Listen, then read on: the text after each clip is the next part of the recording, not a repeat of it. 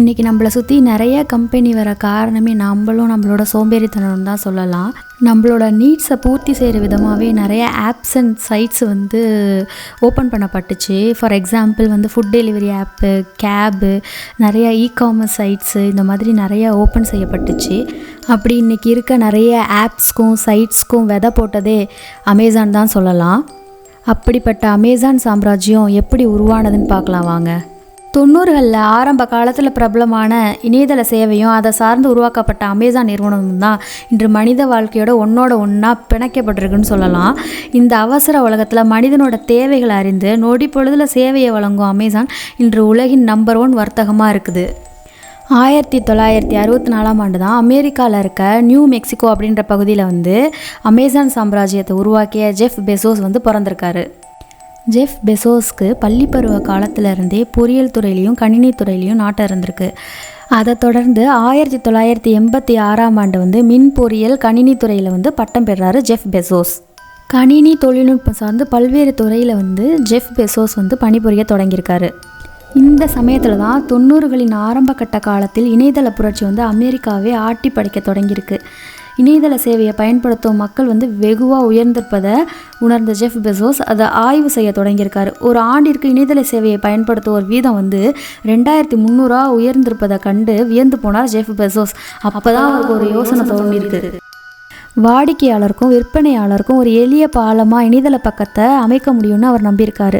அந்த யோசனை பிறந்ததும் நம்மளோட நண்பர்கள்ட்டெல்லாம் சொல்லுவோம் அப்படின்னு சொல்லிட்டு அவங்க ஆஃபீஸில் ஒர்க் பண்ணுற ஃப்ரெண்ட்ஸு, அதுக்கப்புறம் வெளியில் அவர் ஸ்கூலிங் படித்தப்போ காலேஜ் படித்தப்போ இருந்த ஃப்ரெண்ட்ஸ் கிட்டலாம் இதெல்லாம் ஷேர் பண்ணுறாரு. இதை ஷேர் பண்ண உடனே அப்போ இருக்கவங்கலாம் கேட்டுட்டு சிரிக்கிறாங்க.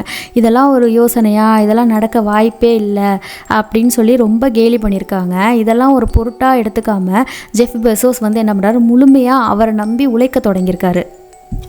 பணிபுரியும் போதே காதலித்து வந்த மெக்ஸி டியூட்டில் அப்படின்றவங்களை திருமணம் செஞ்சுருக்காரு. உண்மையிலே அமேசான் உருவாக மெக்ஸி தான் உந்து சக்தியாக இருந்திருக்காருன்னு சொல்லணும். ஜாப் விட்டுட்டு இணையதள பக்கம் தொடங்குறத முழு நேரமும் செலவழிக்க ஆரம்பிச்சிட்டாரு.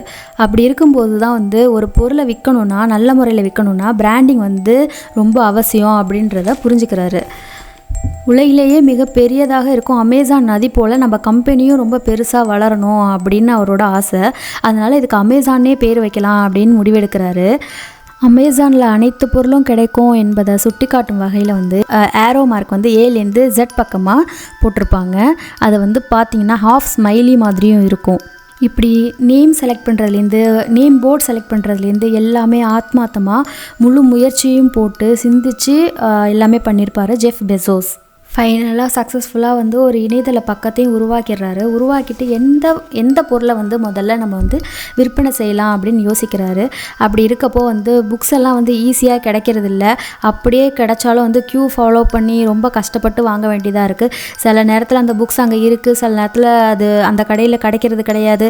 ரொம்ப தூரமாக பயணம் பண்ணி போய் வாங்க வேண்டியதாக இருக்குது. இதெல்லாம் உணர்ந்த ஜெஃப் பெசோஸ் புக்ஸையே ஏன் நம்ம வெளியிடக்கூடாது, விற்பனை பண்ணக்கூடாது அப்படின்னு முடிவெடுத்து புத்தகங்களை விற்பனை பண்ண ஸ்டார்ட் பண்ணுறாரு. ஸ்டார்ட் பண்ண 30 நாள்லேயே 45 நாடுகளுக்கு சேவை தொடங்கும் அளவுக்கு ரொம்ப பிரபலமாச்சு அமேசான்.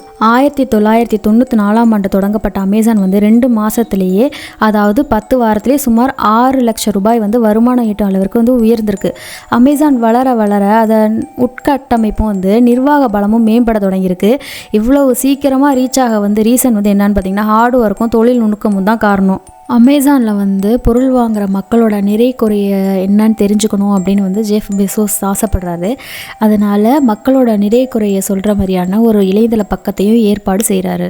இதில் மக்கள் தெரிவிக்கும் கருத்தை அமேசான் நிறுவனம் மிக கவனமாக கையாண்டதுன்னே சொல்லலாம். மக்களுக்குரிய குறையை உடனடியாக சரி செய்யணும் அப்படின்னு சொல்லிட்டு நடவடிக்கை உடனடியாக மேற்கொள்ளப்பட்டது.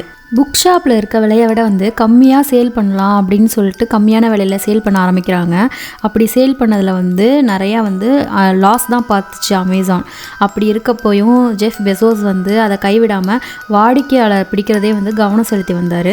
மக்களை பழக்கப்படுத்திட்டா அப்புறம் இது ஒரு நம்பிக்கை உரிய நிறுவனம், ட்ரஸ்ட் ஒர்த்தி, அதனால் விலையும் சீப்பாக கிடைக்குது அப்படின்னு சொல்லிட்டு இங்கேவே வாங்க ஆரம்பிப்பாங்க அப்படின்னு சொல்லி திட்டம் போட்டு தன் கட்டுக்குள்ளே கொண்டு வராரு ஜெஃப் பெசோஸ். 2002ஆம் ஆண்டு வந்து துணிக்கடையில் வந்து களம் இறங்கினார் ஜெஃப் பெசோஸ். அதே போல் மின்னணு பொருட்கள், ஹவுஸ் ஹோல்ட்ஸு, கிட்ஸ்க்கு தேவையான பொருட்கள், விளையாட்டு ஜாமான்கள் உள்ளிட்ட பல்வேறு பொருட்களை வந்து அமேசான் வந்து விற்பனை செய்ய தொடங்கியிருக்கு. ஒன் ஷாப் சொல்யூஷன் மாதிரி ஒன் ஆப் சொல்யூஷன் ஆயிடுச்சு. மக்களிடையே இது வந்து ரொம்ப வரவேற்பையும் பெற்றுச்சு. மக்கள் வந்து ரொம்ப அமேசான் வந்து விரும்ப ஆரம்பித்தாங்க. உலக நாடுகள் முழுவதுமே வந்து அமேசான் வந்து பயன்படுத்தப்பட்டுச்சு. இது எல்லாத்துக்கும் ஒரே காரணம் வந்து ஜெஃப் பெசோஸோட விடாமுயற்சி தான். அவர் ரொம்ப ஹார்ட் ஒர்க் பண்ணது தான் ஜெஃப் பெசோஸை பார்த்து சிரித்தவங்க முன்னாடி கால் மேலே கால் போட்டு வர்த்தக உலகையே ஆட்சி செய்ய முடியுதுன்னு சொல்லலாம். ஜெஃப் பெசோஸ் மாதிரி நம்மளை பார்த்து சிரிக்கிறவங்கள பார்த்து நம்ம பயந்து உட்காராமல் நம்ம கோலை வந்து நம்ம கரெக்டாக செட் பண்ணிவிட்டு நம்ம எய்மை நோக்கி நம்ம ஓடணும்னா கண்டிப்பாக நம்மளும் ஜெஃப் பெசோஸ் மாதிரி நம்பர் 1 பணக்காரன் ஆகலட்டினாலும் நம்மளால் நம்ம என்ன ஆகணும்னு நினச்சோமோ அதை கண்டிப்பாக ரீச் பண்ண முடியும் அப்படின்னு நான் சொல்லி உங்களிடமிருந்து விடைபெறுவது உங்கள் Nivetha. Thank you. Tata. Bye bye.